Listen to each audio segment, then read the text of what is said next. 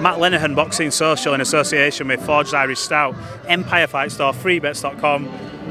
What an event we've got this Friday night. Anthony Joshua, Francis Ngannou. I know you've been over it and over it, but genuine jeopardy in this main event. How do you see it? You know, as it's got closer and closer, you subscribe to the fact that we could be in for an upset on Friday night? Look, you know, they're both big punchers, and I generally feel that if either of them land that big shot to start with, then they could take the other guy out. That's what they can do. But for me, it's a tremendous event, as you're just saying. Really it's a good, intriguing fight, and there's a lot of jeopardy involved for AJ, so he's got to be at his best.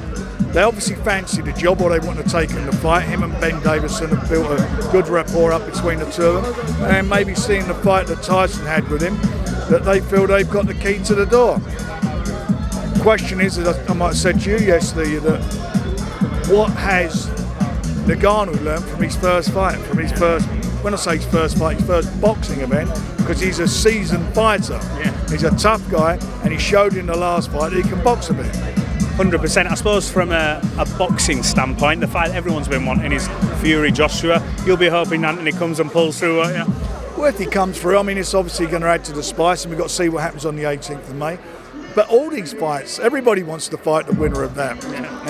And that's why it's so exciting, the heavyweight division at the moment, because there are fights happening that will lead to people getting a shot at either the winner of that fight, or if the title's fragmented, they'll fight for vacant titles. But it's exciting times. When you go through the history of the sport, when you look at the Razor Ruddock, you know, upsetting a Mike Tyson, where would Francis Ngannou be in Anthony Joshua rank in terms of upsets? In terms of, he's had 2 professional fights against potentially number 1, number 3. Where does that rank? Look, you know, same as when he fought Tyson. You know, when Tyson went over, that would have probably been the biggest upset ever in boxing, in my opinion. But it's the same thing with this. You know, most people just feel that AJ being the more experienced ex-world champion, Olympian gold medalist, Olympic gold medalist, that he'll be much too much for him. We will see. Nick Ball on the card, someone I know you guys have been raving about for a long time, gets his opportunity against a world-class operator. He's in the ring now in his open workout behind us in Ray Vargas. What do you think happens this weekend? Is this Nick Ball's, I suppose, his coming out party on a mega stage? Well, I hope that's going to be the case, but it's not given, that's for sure. You know, Vargas, I think, is the best featherweight out there. When you see these two guys face off and look at the height and reach difference, it's massive, isn't it? But you know, Nick's been very good in dealing with tall guys. You know, getting in there and getting under their jab and so forth. So it's going to be quite interesting. It's not a gimme, but he's done extremely well. He's done everything that's asked of him, and he has the type of style that could give this fella problems. We've been talking about, obviously, yourself versus Eddie Hearn, you're 5-on-5. Has there been any further talks about who we're looking at, weight classes, and what you want to happen then? Is Nick Ball in contention if he wins that to get on that card? Well, first of all, he's got to win the fight, and as regarding anything, we're working on it this week, so there's nothing to report on at the moment. But it's on the 1st of June, on the undercard, if you want to call it, of that fantastic event, which is the unification between Buatsi and Bivol. You've got the Magnificent 7 card coming up. Magnificent 7 rides again and again, and the last one was a terrific night. This one, just give us a quick run through on what you're looking forward to. Another good card. Well, I've got to tell you something, it's a pick 'em one. They're all good fights on there. There's some great fights on there, and I'm looking forward to the whole card. I think it's going to be something extra special.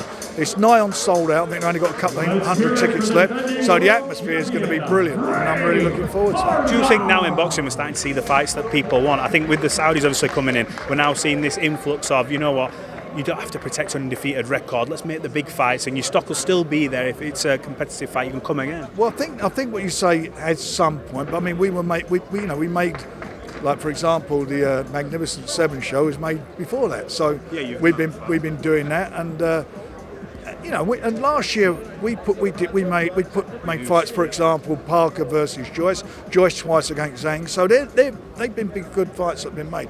But obviously, what's going on here is mega stuff, because we could never do this as promoters. We couldn't put a card together like this because financially it just wouldn't be viable for us to do it.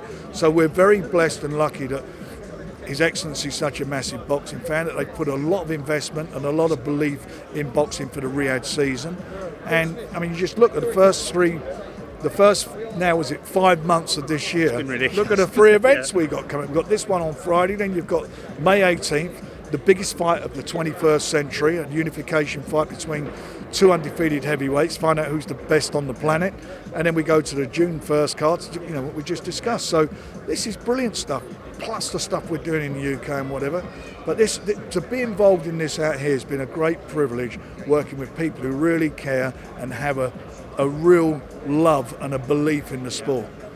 Couple more from me. Tyson Fury, I believe, will be here to watch this fight at the weekend. Looks in tremendous shape. Have you had a catch up with him, see how he's feeling? He's put on an Instagram saying, the ace is back. No, I haven't. I'll speak to him obviously when he gets in tonight, I believe. So I'll see him and or speak to him later. And I last spoke to him, I think it was about a week ago, and he was looking very philosophical. He was very philosophical about the delay. He was pissed off at the start of it. He was very upset, as everybody was, but he's philosophical about it, and there's things happen for a reason, and he's focusing now on the 18th, and he'll be in tremendous shape for the fight, as I know Usyk will. Last one, Anthony Yarde. Anything further on Anthony Yarde? With a lot of talks about wanting the Buatsi fight still. Any update? We're all working on it, and there's a will to make it happen, and hopefully there'll be a way to make sure it does happen. Frank, appreciate your time.